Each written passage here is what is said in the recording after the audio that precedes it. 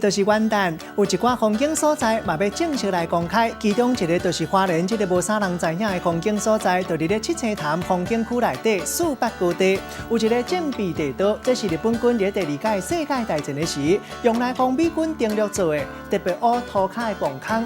经过县政府规个修理订款了后，特别伫咧后日，也就是元旦1月初1，头一届正式对外开放。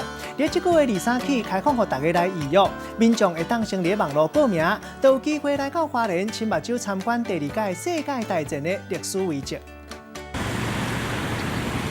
看过去一大片的花海，就亲像是伫咧仙境，花随着风伫跳舞。这是花莲七星潭四北高地花海。不过，对明年开始，民众来到花莲七星潭，唔但有花海，搁加一个特别的景点，就藏伫咧这条路的路头。行过这条路，一个坑道入口就出现伫咧眼前。这条200公尺长的坑道，就藏伫咧七星潭边仔的四北高地，就连花莲在地的人都唔知影这段历史。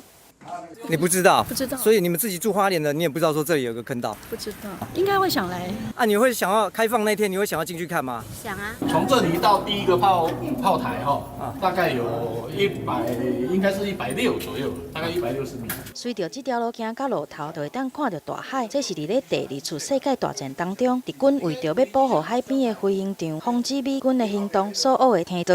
整个我们花莲县的北部的一个海岸线大清水、清水都看得到，所以这一个部分就以前那种防卫的一个重要的战略地带。经过县政府的整修，就伫咧元旦头一遍对外来开放，而且伫咧2020年1月23号开始采用登记的。民众若想要来看这个二战历史的遗迹，就会当上网络来登记，像伫咧头前来看这个新的景点。记者综合报道。